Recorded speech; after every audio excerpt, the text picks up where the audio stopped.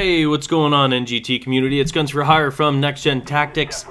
Welcome to the new revamped strategy series that we're putting out. And this is sort of an amalgamation of old school ideas that we used to do at NextGenTactics and combining it with gameplay footage that a lot of you also want. So I'm trying to keep the best of both worlds. So what we're going to be doing is we're going to be playing this game as you're seeing here right now. I'm going to run through it quickly, just normal speed and just going through it as you're watching right now, and then we're going to go through it sort of slowly, and I'm going to be pausing and sort of highlighting areas that you want to be looking for as you're playing, because as you're seeing here, when I'm running around, even if I'm talking to you about strategies, it's very, very difficult for me to say, this is where I'm looking, this is what I'm doing, this is what I'm thinking at this spot, because everything's happening so fast, and I do think all of these things as I'm running, but for me to convey that information to you, you know, as I'm playing this game like this, it would be near impossible.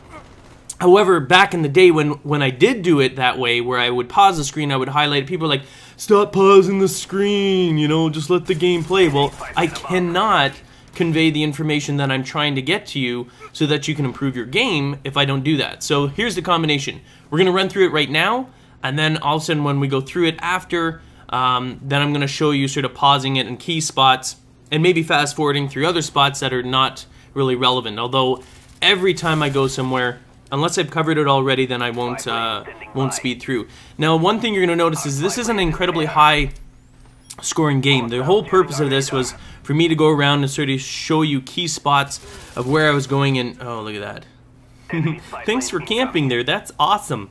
Thank you. Come again. I shouldn't say that. You know what? I know some people are like, I hate people complaining about camping because it's part of the game. You're absolutely right. It is part of the game. Everyone has a different game style, and I'm actually going to be touching on that as well. Even when I die, it's an important learning aspect. I mean, I've always preached that when you're playing in these. Oh shit! There we go. Even though I got caught up there, I was like, man, do I get that guy or what?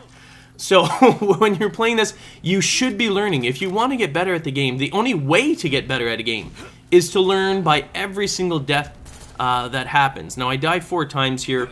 This won't be the highest scoring game that you'll ever see, but the whole point of it for me when I was filming it was, okay, we'll go into certain areas, key spots, where I can talk about strategy and where I can talk about looking and what I'm looking at and where I'm going. Because even if you're looking at the screen, I don't always look. When I'm running, I am not looking straight forward. That's not where I'm always looking. I have the controller set that way and moving that way, but I'm constantly scanning my eyes in key areas there based on where I was killed in other maps and other games when you're first playing it. And that's how you're going to get better at it. The whole point of playing these games is to sort of learn new skills, and the way to do that is you don't always have to have you get what's called tunnel vision. So when you're running somewhere, you tend to look forward and only forward, and that's when someone up in the corner or someone up in some, you know, hidden balcony or whatever has actually got its eyes on you. And if you were scanning the area, if you learned to do that, then you would have seen that person and would have been able to actually spot them before they killed you.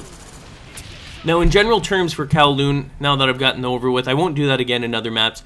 It's just this is the first one, so I figured I'd blah, blah, blah, blah, blah, blah, and get it over with. Anyway, in Kowloon, what you're going to find in this game here is almost all of the action takes place right in the middle. Right in the middle, like the center core. The main core to control is that the building here. I'm coming up here, actually, if I swing around to the left, right there, and straight through, right where that guy is, that building there, this whole area here is the actual key to winning Kowloon, at least in Deathmatch. Now, we can go over this sort of stuff, and I'm pretty sure Spider-Bite's going to be covering Search and Destroy, so I won't cover that right now. If he doesn't have time, then I'll for sure take a look at that, although I can't really do his Rush series because I'm not the greatest rusher. I'm more of a tactical, slowly move around the map type of gameplay. But I mean, for those of you that want to do rushing, you can simply take what I offer or what I show you when I explain, and then basically just turn it into lightning fast strategies that you can do on your own. How did I not kill one of those guys? I mean, are you for real? Come on, come on, come on. Ah! Oh, look at the signals too. I think, yeah, we get a host migration. That happens. What can you do? At least it worked. That's all I gotta say. Oh my god. You know what? Let's fast forward through this. Here we go. That's nice and fast. Much faster. Maybe you can't actually tell, but it is going lightning fast right now. I've compressed it by, I don't know, 4 times. And there we go. We're back in the game. So again, remember when you're playing on Kowloon, it really is about the core. Most of the activity that happens in this game is right in the center. That being said, it also provides you with really good opportunities as a sniper to stay in the fringe and actually be looking down here and watching people. Oh, do I get that guy? Now look at this. I get killed here. I'm like, what the hell? Look at this glitch. There's no claymore there, but the super amazing red, I was just like, oh. And that's what I was going to say. Don't get preoccupied with pretty things. Don't look at the pictures. Just get it down. But I wasn't sure. Like, at first I was like, oh my god, is that an enemy's claymore? And I'm like, it's just the lines. Is it still dangerous? You never know. I mean, in games, you never know if the glitch is still deadly or not. Anyway, so let's get into the actual strategic side of it. And just remember, if you don't want to watch the strategic side, I'm going to be pausing it a lot and highlighting areas that I'm looking at, just so that you can train your eyes when you're running in this game to know where to look as you're moving along, because that is going to help you get a high kill-death ratio, which is important in deathmatch. Alright, time for the tactical side. Now I'm going to use a little bit of a prop here, and I'm going to use an arrow, and it's going to look like this.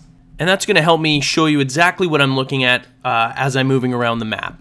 Alright, as soon as we come out this door right to the right, I'm going to pause it right here. Right where I'm looking there, that window there is a key spot you want to keep your eyes fixed on. And that transition area through in front of that window as well.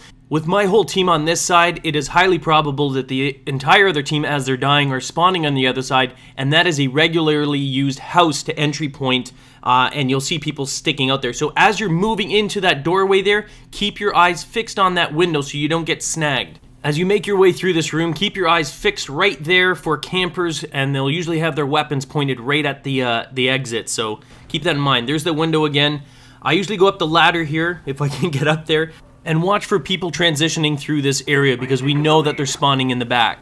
Now, as you're making your way up to the center here, you're gonna wanna, if you're gonna clear it out, you should throw your frag or semtex before you get on the other side there, because you're not gonna be able to see the other team coming from the left, and you put yourself at risk. So throw it before you pass through the gate here, and then move through. If you choose to go left, make sure you hug the right side, and right there is the reason why, is because people will, when they're spawning on the far side, will crawl up through that window, and that's a known spot. You don't want to get snagged there. Just as you're about to make your way around the corner, pause, and that's where I actually do. I do pause, and then look at the left side there for people coming from the back, and also the doorway on the right-hand side, and where the ladder is as well. You want to make sure you check that before you keep moving. When you go around the left bend here, it's not so much the people on the ground you should be worried about, but the people that are perched right up there. So you want to keep your eyes peeled for campers or people that are prone trying to snag people like me running through. Now I'm just clearing it out back here, not much worried about. I mean, that guy obviously spawned in, wasn't really doing anything. It's usually just a spawn-in area, other than the fact of the one where I showed you the arrow on the top there. That's where you kind of want to watch and be careful of. Now, when I'm trying to go back to the center, this is usually the route I'm going to take. I'm going to take the non-alleyways, because normally people will be perched up in several areas and try and snagging you while you're running through. So sometimes crawling up on the roofs to transition through these areas is the best way to go. Just like what I'm doing there. We came through this area, and this is exactly what I was telling you to watch out for, is exactly what I'm doing right now. It's very, very easy to snag people just like that. You've got to keep your eyes peeled on that window when you're coming through from the opposite side. In this particular case, I didn't check left or center or anything like that, because I can see from the radar that my entire team is on that side, and majority of the enemy team are being lit up like a Christmas tree because of the radar, or spy plane. Now, the big error here is that I forget about Kowloon's deadliest spot. You must check for people there no matter where you're going through. They love that spot. Again, throwing the semtex before I go through. However, in this particular instance, it's best to throw a concussion or a flashbang. Semtex is good for killing them, but you know what? That obviously, that semtex isn't going to be that effective as a concussion or flash, which is going to give you that hit marker and let you know to be on your toes when you go in there. So I got a little bit lazy, no hit marker on the semtex, and then I end up getting killed by a camper, which is really my own fault. One of the safest ways to enter the center of it, this building here, is definitely through the back. It's very problematic. They have an advantage if someone's up here, even if you're trying to come through that side, which I just put a claymore on, because they have the high ground, and it's much easier for them to get a target or, you know, scope you out basically if you're trying to come through. Going through that window, if you're going to do it fast, because it is sort of a high transition area, and you don't want to be caught sort of carefully climbing through the window. Everyone's got their eyes on the prize, and the prize is at the center of the map for sure. So make sure that you're, if you go through there, dolphin dive if you have to, but get through there as fast as possible. Again, high vantage points are key in almost any map. What usually happens when you're on the ground level, it is natural to do so. When you're doing that, you tend to look, when you're running around, you tend to look only on ground level, which is why I'm trying to sort of reinforce the fact that your eyes need to sort of be scanning constantly, not just on the level or in the direction in which you're actually running. In this area here, make sure you got your eyes peeled on that doorway and through in the main laneway there in order to avoid getting killed, because again, high transition area. Use the buildings like this whenever possible. Don't use the main sort of walkways, which is what everyone else is using. Going through buildings provides you with way more cover. They can either shoot you from behind or in front, but it effectively reduces sightlines from the enemy. And this instance right there is actually a perfect example.